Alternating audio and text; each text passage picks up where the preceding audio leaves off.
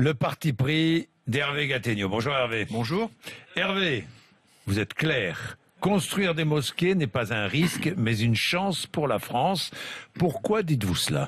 Mais vous savez, la fameuse loi de 1905, celle que tout le monde cite à tort et à travers, il faut redire que elle garantit avant tout le libre exercice de tous les cultes en France.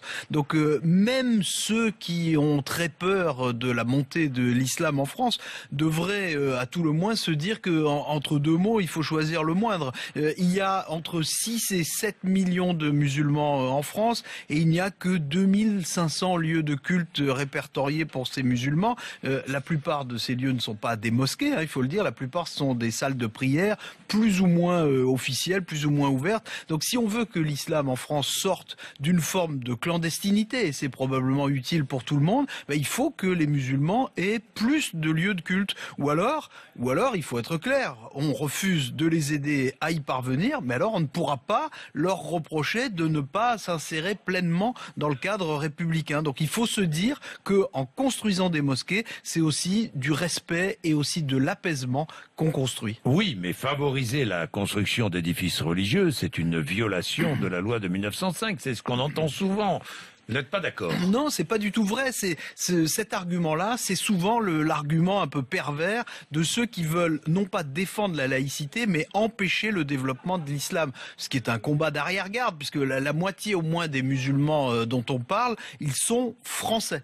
Et il y a bien longtemps que l'islam est la deuxième religion de France, qu'on le veuille ou non. La réalité, c'est que la loi de 1905, elle permet tout à fait aux collectivités locales de mettre à disposition des terrains pour construire des édifices religieux. Vous savez, dans la loi, les collectivités ont même le droit de garantir des emprunts pour financer la construction de lieux de culte. Et c'est même l'État et les villes qui ont la charge, de par la loi, de l'entretien des édifices religieux. Ça vaut pour les églises, donc ça vaut aussi pour les mosquées. Tout ça, ça montre quoi? Ça montre que les maires qui invoquent la laïcité pour s'opposer à la construction de mosquées sont des hypocrites. Si on veut brandir la loi de 1905, on peut le faire, mais à ce moment-là, la moindre des choses, c'est d'abord de la connaître et ensuite de la respecter. Mais il faut financer la construction de mosquées. Le Front National dit que les fonds apportés par le Qatar et l'Arabie Saoudite représentent une menace pour la sécurité nationale. Vrai ou faux? C'est vrai? D'abord, personne ne sait qui donne combien pour la construction des mosquées. Ce qui est dommage d'ailleurs. Bien sûr, et à ma connaissance, nous ne sommes pas en guerre ni avec l'Arabie Saoudite ni avec le Qatar, pas plus d'ailleurs qu'avec le Vatican ou avec Israël. Il y a un rapport d'un sénateur qui a été rendu le mois dernier, dit qu'il faudrait instaurer la transparence totale sur le financement des lieux de culte. Je crois qu'il a raison, ce serait un vrai progrès.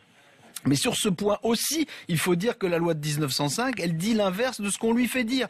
L'État aide déjà en France les religions avec des exonérations d'impôts, avec aussi le fait que les dons aux mouvements religieux peuvent être déductibles des impôts. Les villes ont également le droit d'aider des établissements culturels qui sont associés à des lieux de culte. C'est comme ça, par exemple, qu'a été financée la Grande Mosquée de Paris. Ça, c'était pas il y a 10 ans, c'était il y a un siècle, c'était en 1926. Donc il ne s'agit pas en réalité d'inventer des solutions, il s'agit d'appliquer ce qui est en fait en France une tradition. Pour mieux former des imams, le gouvernement est prêt à passer des contrats avec des écoles privées musulmanes. Est-ce que l'État doit se mêler de tout cela?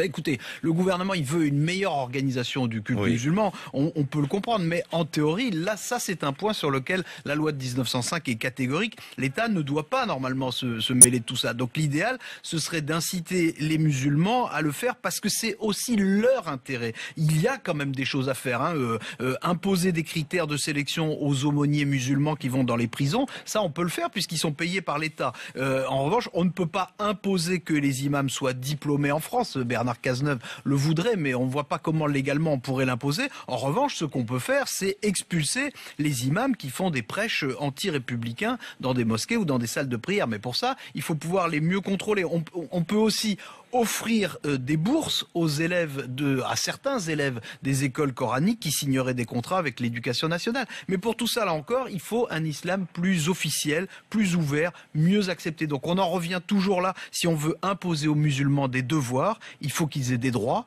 et des endroits. Bien, merci Hervé Gattegno.